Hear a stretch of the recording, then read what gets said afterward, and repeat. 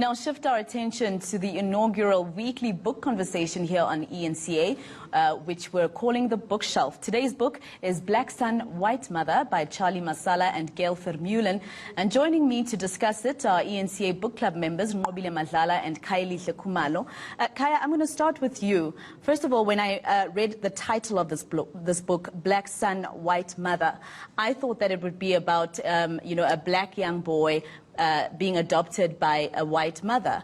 But then I quickly found out that this book actually showed us that these two people met in their adult life. How did you find the book? Well, I think the book it's really interesting because the issue of diversity in South Africa, it's a main issue, especially in the workplace. So this book beautifully encapsulates that particular theme. So how they met, so Charlie and Gail, it was an interview, way back in the days. So Charlie was a young black man trying to get a job, and this was right at the Auditor General's office, and Gail was one of the human resource management team, the panel that was part of the interview. So unfortunately did not get the job that he was applying for, but Gail made a very good plan that changed the life of Charlie. So it's a very beautiful book, really, because it really shows that with the transformation agenda that we're trying to push in South Africa, with such a tool guide in our hands, we can really just draw a lot of lessons here. And I mean, Khaya, eventually he didn't get the job that he was there for, but then she basically created another position for him within that company so she can mentor him, right?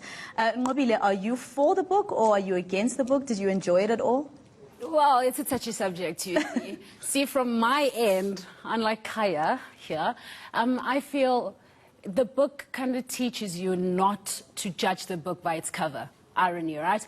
But when you look at it and you look at the outside, Black Sun, White Mother, I'm assuming a novel that you're going to take me on a journey.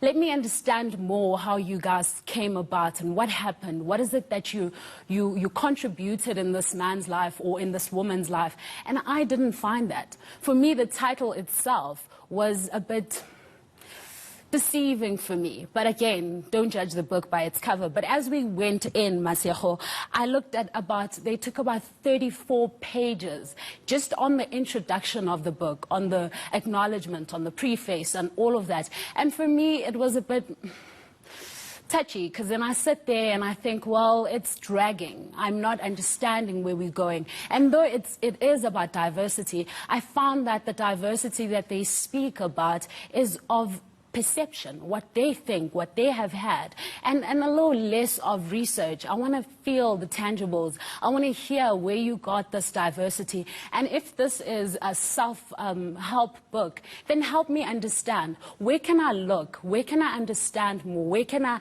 think? Where do I know what diversity is? I mean, just looking at the 3 chapters for me, it was chapter 3, chapter 4, chapter 5. Even though that they expand on prejudice and all that is there, for me, I could have just bundled it all up and made it 1 chapter, and I could have got exactly the same thing. And for me, it felt a bit repetitive, and it tells me exactly the same thing round and round and round, and not really giving me the solution. And when I do find the solution, it says it's basically within you.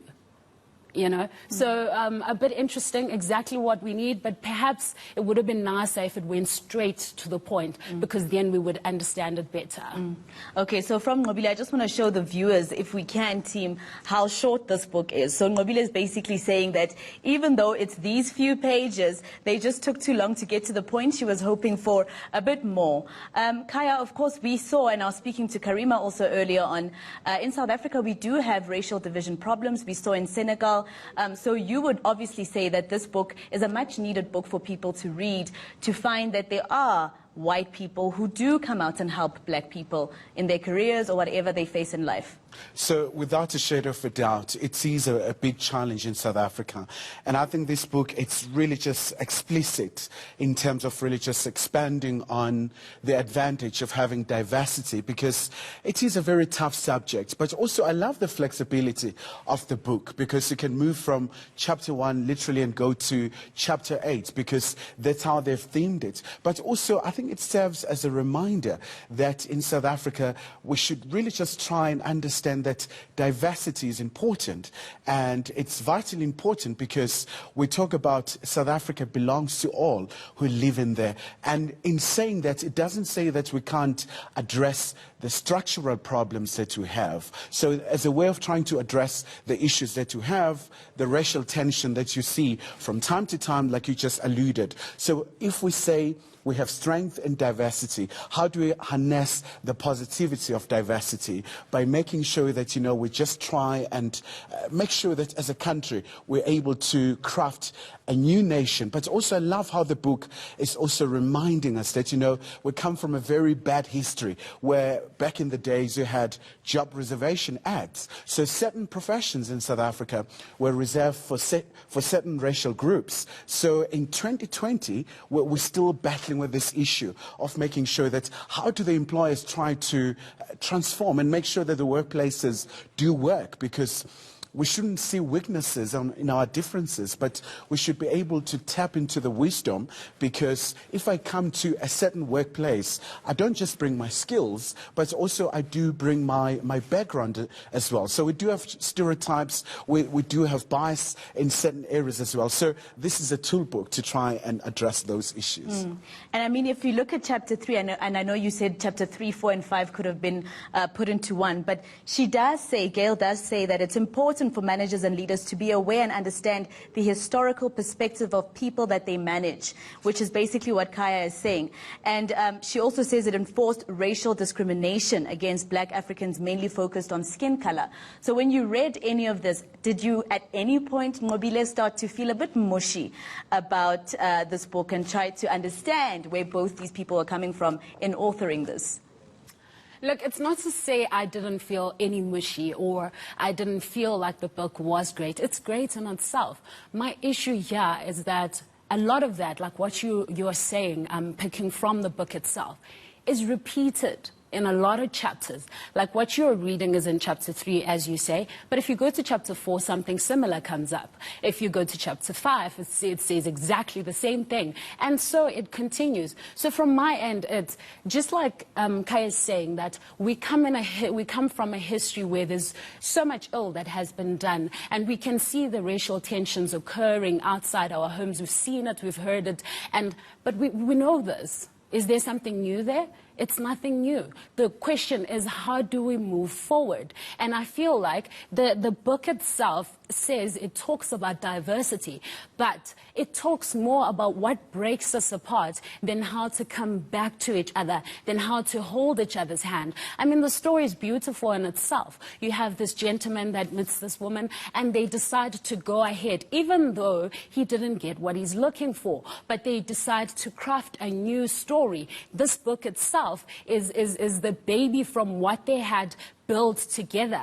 But the book itself is not telling us how their relationship has decided to be an arch. It is something that we can all look up to. When there's racial tensions, for example, like what you were speaking about, can someone who is cynical look at it and think, I can do better?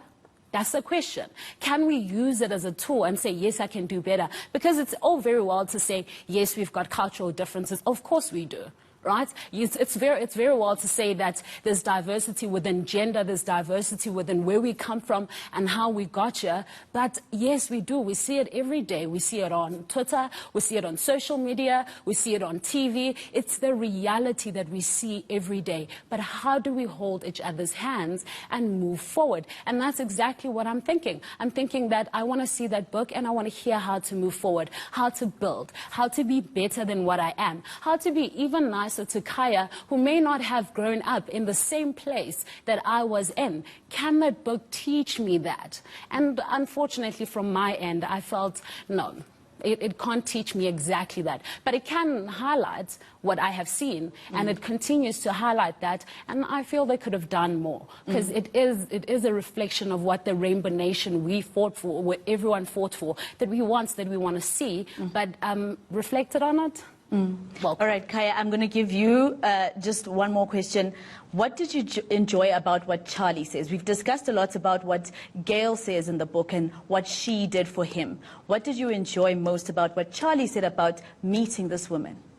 I think for him it was a very extraordinary experience that he had because, you know, when you go back to that time when he went for the interview at the Auditor General's office, so he did not get the job, but this white woman was willing to say, listen, we'll create a special position for you because you do have an immense potential. So he does really just account about his experiences. You know, this is someone who's well-traveled, he has gone to so many countries, trying to just talk about diversity, the issue of really just making sure that transformation does happen. So this is a man who has been able to traverse such a very beautiful journey, but also just, he's able just to lay bare so many issues here, to say to employers should really embrace this idea, so they should not be reluctant. Because, but apart from that, you know, Masego, there's a very powerful proverb here, it's an African one, and it goes, if you want to go fast, go alone.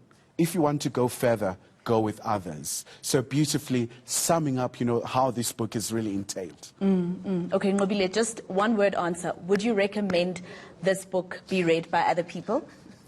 Okay, I think One you're putting answer. me on a spot there, but I think yes, Okay. I would. All right, at least she's offering that you guys should read the book, want the even though day.